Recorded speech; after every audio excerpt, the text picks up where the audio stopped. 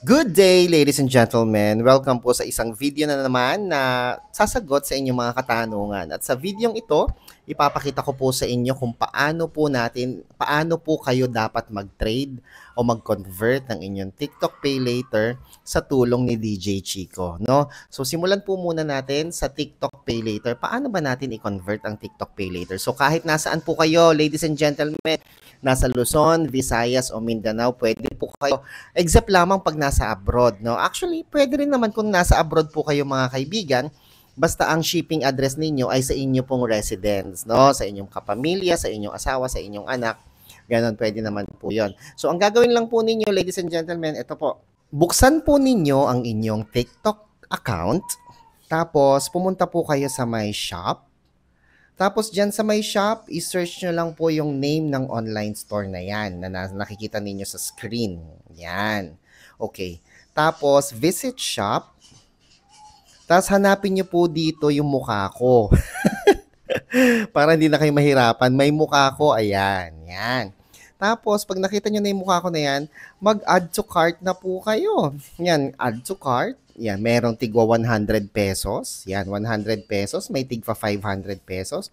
May 1 kyaw, 1,000. May 2,000, may 5,000, at meron din tayong 10,000. Pwedeng multiple item. Halimbawa, 20,000. O, i-convert natin yan. O, dalawang 10,000. O kaya naman, kung maliit lang ipapatrade ninyo, o ipapa-convert po ninyo, piliin po ninyo yung 100. Yan. Yung 100, o halimbawa 200 lang ipapa-convert ninyo, yan, piliin po ninyo dalawa o tatlo. Depende po sa inyo, pwedeng multiple item, okay?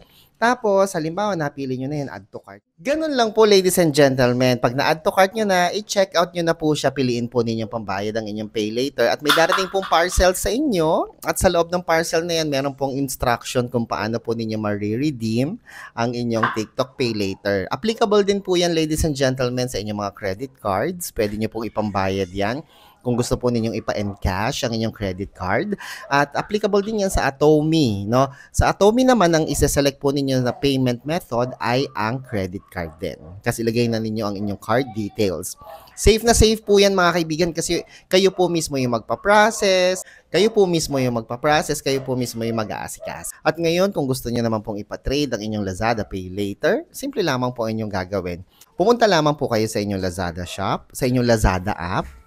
Tapos, puntahan po ninyo ang ating shop. Yan, piliin po ninyo yan ating shop. Ang pangalan ng ating shop ay makikita po ninyo sa inyong screen. Ayan. So, yan. Pag nakita nyo na po yan, hanapin po ninyo yung product natin na may picture ko. Yan. So, pag nakita mo na yan, i-add to cart mo lang yan.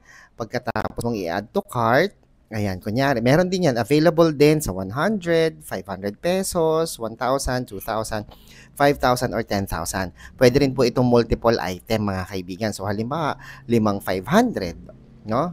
O kaya, dalawang 1,000, pwede po yon. So, kayo po mamimili dyan.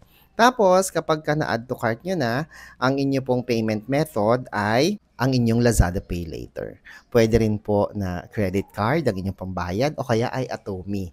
Tapos, ang shipping address ay shipping po ninyo.